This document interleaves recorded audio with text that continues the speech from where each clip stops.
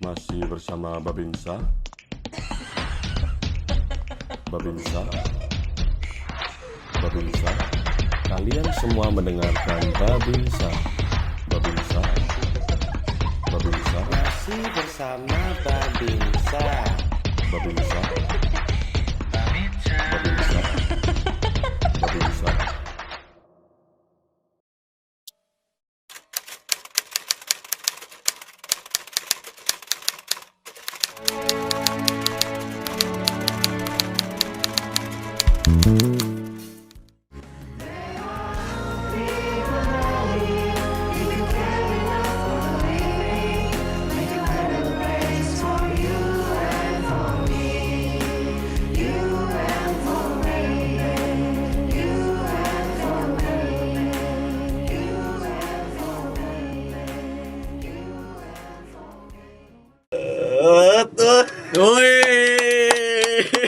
Kami dulu yang nge-review ya. Teman-teman semuanya, perkenalkan saya David, saya dari RO. Biasanya yang jadi host, sekarang diwawancarai. Sekarang saya bersama rekan partner saya, sempat menjadi partner selama 40 jam 4 hari. Monggo diperkenalkan aja. Nek katone Mas Davi niku aku Pak Tarno. Wah, katone pesulap kemarin mengolah sesuatu yang mustahil menjadi possible. Menjadi possible. Nah, oke, jadi namaku Reska Anggara. Kebetulan saya kuliah di tempatnya Mas David kuliah juga. Kuliah di mana? Lu sing jelas. Kuliah di MMUGM cabang Yogyakarta. Wah, Yogyakarta. Saya di sini sebagai apa? Kita Kita sebagai narasumber di sini.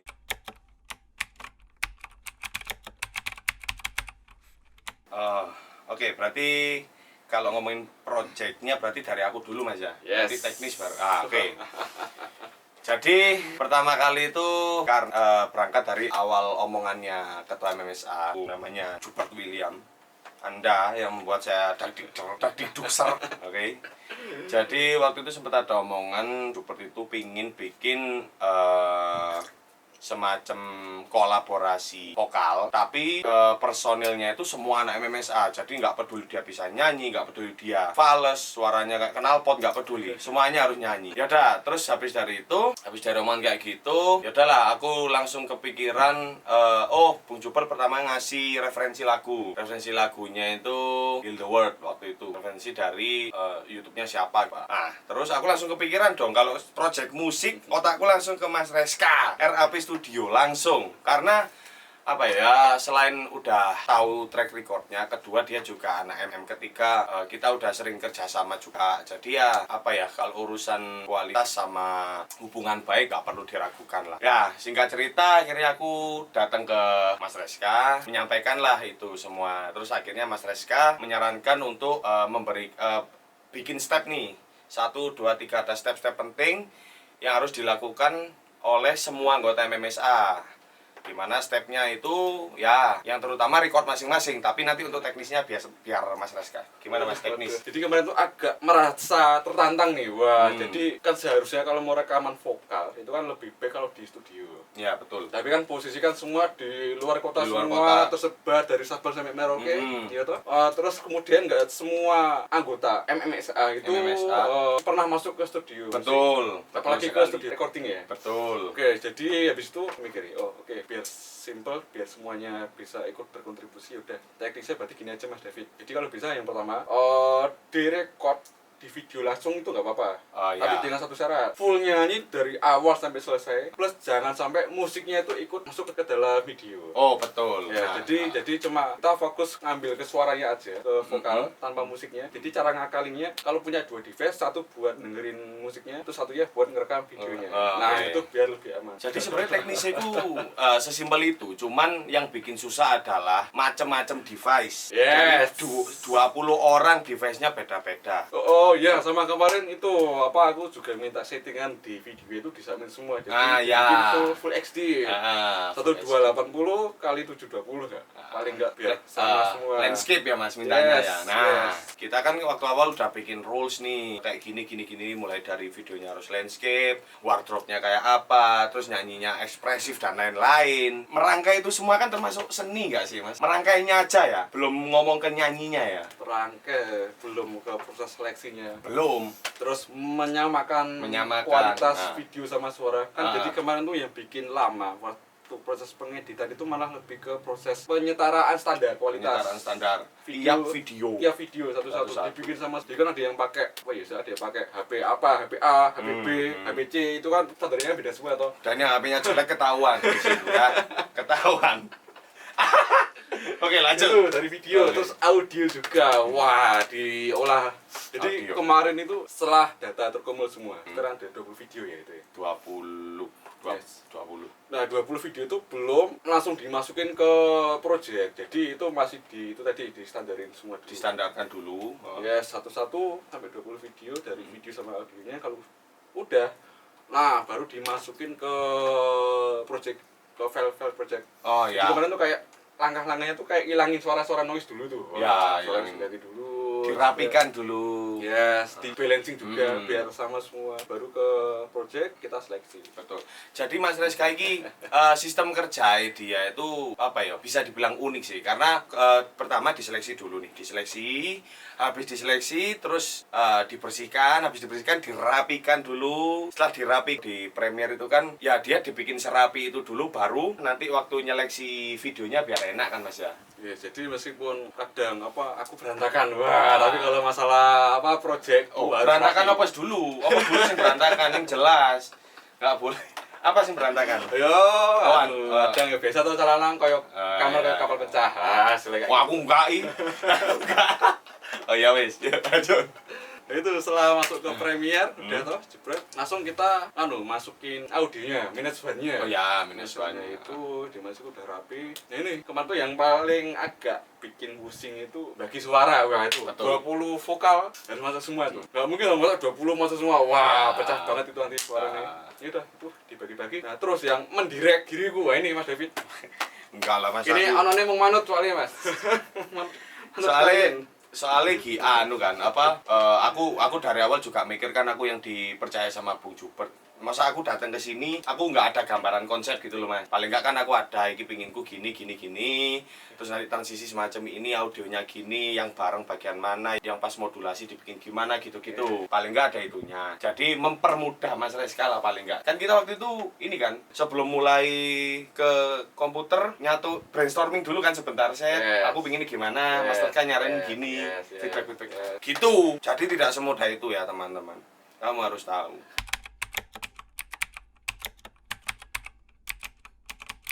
Yang menurut orang-orang itu aneh atau jelek malah kepake. Yes, Ya kan? Betul. Nah. Kadang tuh apa ya, ide-ide nggak terduga itu malah muncul Malah kita jadi itu. Jadi kemarin tuh yang agak susah tuh yang pertama tuh tempo tuh. Ada salah satu teman, wah temponya orang ngepas ini.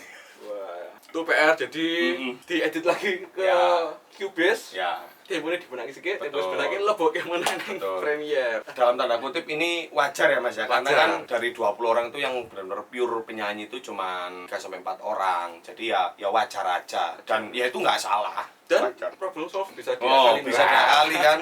Oh, Kita akan memberikan solusi nih, memberikan ya, solusi. Om. dikasih tahu Mas, di Cubase tuh diapain sih suaranya? Dioperasi kayak apa sih? Wah, jadi kemarin tuh Kasih tahu. khusus buat vokal ya. Jadi kemarin step ini muter-muter.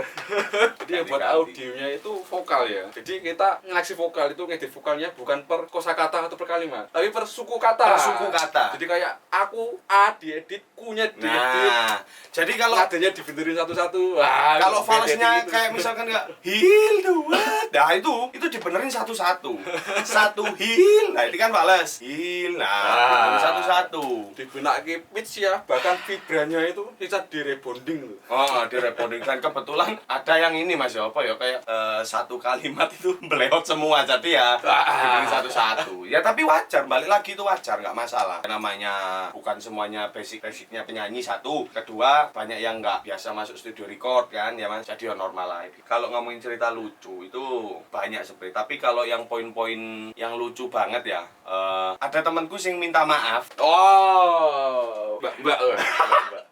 Wih, malah kepake wih. Oh malah loh. Jadi nah ini loh yang tak maksud momen-momen yang nggak terduga tapi malah kepake. Contohnya ada yang minta maaf, dia kan nyanyi di akhir video itu dia bilang mohon maaf suaranya gini aja gitu. Tapi ternyata itu mohon maafnya ini kan secara logika dihapus kan mas. Yes, yes. Tapi ternyata bagus buat outro akhir lagu. Jadi yang kita ambil gesturnya. Yes. Ya kan? Betul sekali.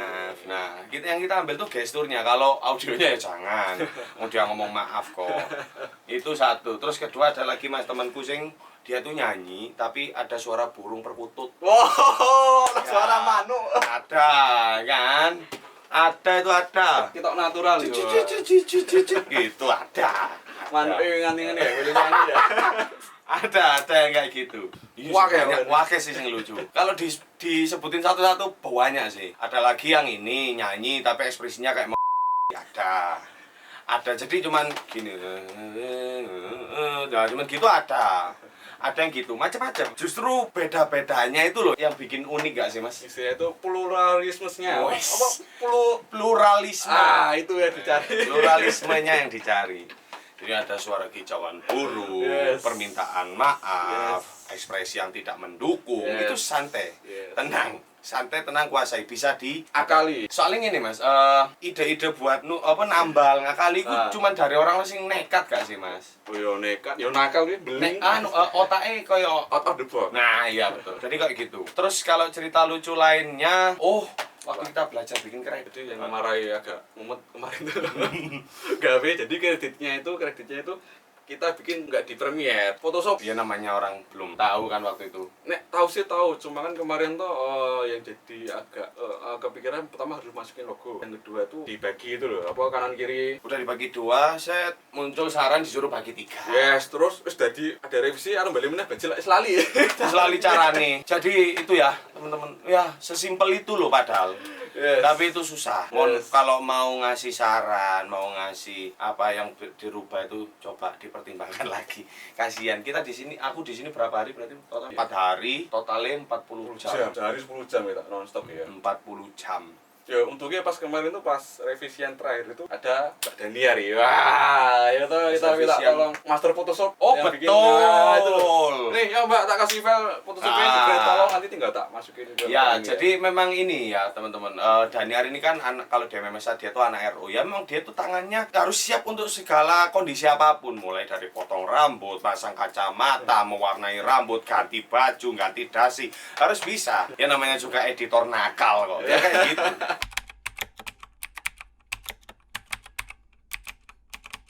Aku dari SD tuh emang seneng musik nih dari kelas 4 SD. Cuma sama orang tua tuh dilarang. Misalnya Dilarang. tuh musik kan ngopo. Besok fokusnya pendidikan wae. Besok misalnya kerja kantoran lah. Ya mindset orang dulu lah. Yes. Nah, akhirnya SD lulus, SMP lulus, terus SMA aku pengen masuk di sekolah musik, nggak boleh sama orang tua. Disuruh masuk SMA negeri, yang salah satu yang favorit di sini. Dan daftar sana keterima. Nah, dari situ mulailah ada era P. Jadi dulu namanya era P home record. Jadi kan aku kan dulu band-bandan dari SD. Terus SMP band-bandan juga. Pernah rekaman waktu SMP. Aku kelas 2 SMP tuh udah pernah rekaman. Terus SMA sama kita pernah rekaman lagi. Akhirnya kan penasaran nih, ngopo aku kok ora rekod dhewe. Oke. Gitu loh. Umur berapa Mas? SMP ya? 12, 13-an. Saya area SMA bingung nih alat recording tuh. Alat recording. Jadi kan dulu kan emang mahal. Oke. Nah, Tahun berapa itu Mas berarti? Sampai 2011. 2011. Tapi untungnya aku udah nyicil dari SMP. Oke. SMP buat nyicil beli alat-alatnya. Jadi udah ada gambaran nih kayak harus beli gitar, terus beli mic atau beli apa itu udah dari SMP. Jadi aku dulu waktu SMP itu buat ngumpulin duitnya. Nunggu sekolah sepi dulu ya. Keliling tiap kelas, terus jupui botol-botol plastik om. Oke. Nah, botol plastik itu tak masukin ke tas, tak kumpulin nang omah, seminggu sekali tak rongsok ya. Oke. Wih. Awalnya itu, jadi dari itu terus aku Oke. tiap malam minggu dulu ngamen juga Di- tiga lampu merah gunaman nambahin lah. Ya nama-nama ya. Dari situ modal terkumpul, terus SMA lagi 2011. Otomatis kan pola pikir kita kan jadi berubah toh. Caranya golek duit ya mesti lebih canggih lah. SMA gue nambah modalnya itu. Ya, jadi aku dulu tuh keliling ke rongsokan sama keliling Pengepul. ke pasar-pasar, Oh, iya. barang-barang bekas. Ada barang-barang antik kayak kamera, radio. Kamera. Oke. Itu masih murah banget. Dulu tuh cuma 5.000 dapat kamera antik. Tak jual itu laku 300, 250. Nah, dari sana terkumpul duit buat beli sound card, buat beli mic, buat beli gitar dan lain-lain. Jadi aku dulu mikirnya sih penting dua alat sih, sinaune mengko sih. Aku dulu orangnya terlalu nekat. Nekatnya gini. Udah punya alat nih. Jebret. Tapi durung iso. Heeh. Wis langsung buka pasar. Heeh. Tak tarifi. Langsung buka tarif. Oke, SMA kelas piro? Kelas 1 itu. Kelas 1. 2011. Jadi dulu masih home record, jadi cuma pakai laptop, shortcut sederhana, meter sama micro densor gitu. Jebret, tak buka dulu tuh aku jual itu SoundCloud sama toko bagus. Nah dari situ tak buka terima pakai rekaman solois, vokal aja, terus akustik, full band. Bahkan aku gak jajah ngeles. Oke. Ngeles recording. Oke. Padahal aku durung iso. Oke. Bukan Terus. ngeles recording lah. Nah, Aku berani masang tarif meskipun aku belum bisa. Itu tujuannya buat ngelatih mentalku. Oke. Aku nanti mentalku buat menerima banyak cacian, banyak makian. Wah, hasilnya kok ini. Itu biar mentalnya itu terbentuk. Kalian semua pas SMP mikir opo? Mulai mengumpulkan dari botol bekas, Bro. Lulus SMA nih ya, lulus SMA. Oh iya, SMA. Oke, lulus. SMA, aku ngomong sama ibuku, "Mah, aku pengen yang isi." "Ora oleh." Besok UGM, Mas. Ya aku ngomong sama ibuku, "Oke, Mah, aku nek misalnya ketompo nang UGM, garasi mobil, Heeh. tak minta." Oke. Itu Buat jadi studio kalau aku keterima di UGM. oh ini garasi ini. Yes. Oke, tapi terus ibuku ngomong, "Oke, tak kono nggo kowe le, tapi ora tak modeli golek dhewe." Ibu kan bilang gitu terus dulu. Oke. Mas, siap, aku tak golek. Jadi dulu aku waktu kuliah ya, waktu kuliah tuh uang sakuku sebulan tuh cuma 300.000. Jadi sehari cuma 10.000, kayak begini bensin 4.500 Tahun 2013. Sehari 10.000. Akhirnya apa? Iya jual beli tadi barang nanti tetap tak lanjutin. Terus yang recording itu tak lanjutin. Aku tambah meneh. Dari aku kan nguli dulu jadi supir, jasaanku tolong ngeter ke apa barang-barang pindah-pindahan di Laden. Jadi Laden itu kayak Laden tukang tuh. Itu ya udah mau jatuh terkumpul, akhirnya siti-siti iso beli ampli, iso beli drum. alat pertama sing ada di studio iki sing pertama dibeli apa? Drum lama tuh, Santa Fe mereknya. Oh, Santa Fe. Dari sekelas Ya, terlalu. ya. Oke. Akhirnya pernah aku motoran jebret di pinggir jalan di daerah Kudian ada bongkaran studio. Tak parani, Mas kuwi karpetnya peredam didol ora 400.000. Itu nek beli anu tuh jutaan itu. Jadilah. Ini udah jadi. Barang-barang tak masukin ke sini. Kayak drum, ambil-ambil itu dan masih sangat-sangat sederhana ya mikir meneh. Untungnya aku dulu 80% ilmu kuliah tak terapin ke ini. Piye carane modal sedikit tapi bisa maksimal, bisa optimal. Akhirnya tak akalin sama nggak jauh-jauh dari rongsaan. Studio tak dekor, studionya unik, antik. Jadi ada radio, ada kamera-kamera, ada piringan hitam, ada Game Boy, ada Game Boy, ada Nintendo. Oke. Jadi yo kayak studio klasik lah, vintage itu. Tapi lek zaman itu Mas, koyo studio ya gitu-gitu aja nggak sih Mas? Maksudnya belum ada sing studio sing kalau sekarang kan udah sampai ada kelas-kelas grade-grade. Kalau sekarang kalau dulu kan koyo hampir sama rata Hampir nggak sih, sama Mas? rata. Ya kan, gitu Yes. aja kan. Terus bagi waktu ya Mas, ambil kuliah lah. Waktu S2. Oke. Ambil. Jadi tak pecah lagi. Ada skala penting sama genting. Jadi yang paling genting itu yang tak jadi sedikit. Kalau ini penting, nunggu gentingnya selesai baru ke penting. Konsepnya seperti itu, rumus dasar seperti itu, Mas.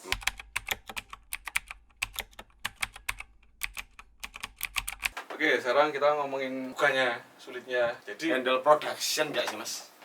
jadi kita kan jasa. Oh iya sih. Jasa. Betul. Jasa itu lebih cenderung kita memberikan solusi.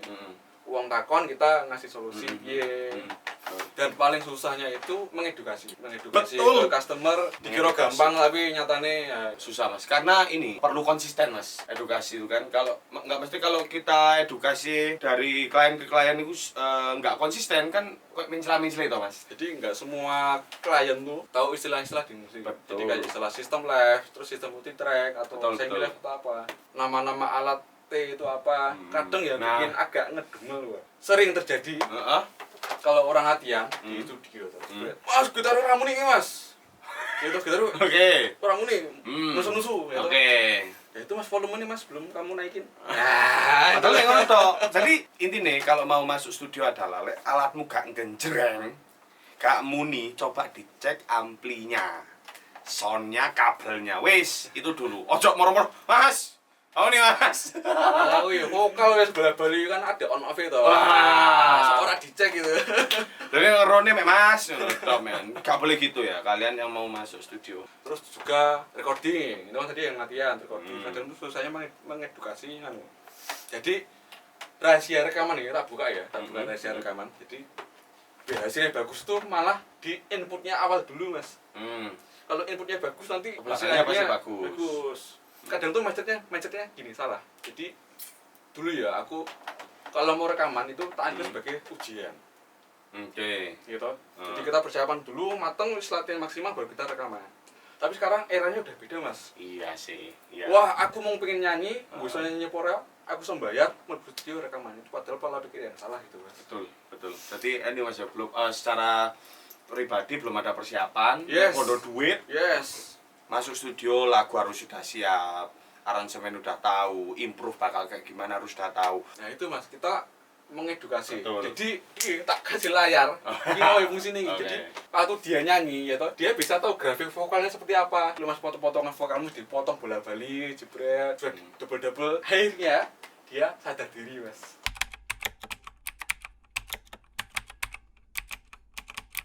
Halo teman-teman Babinsa, jadi gini, kalau kamu pengen usaha ya toh, jangan mikirin modalnya. Kadang tuh modal tuh lebih ke arah materi kan kebanyakan.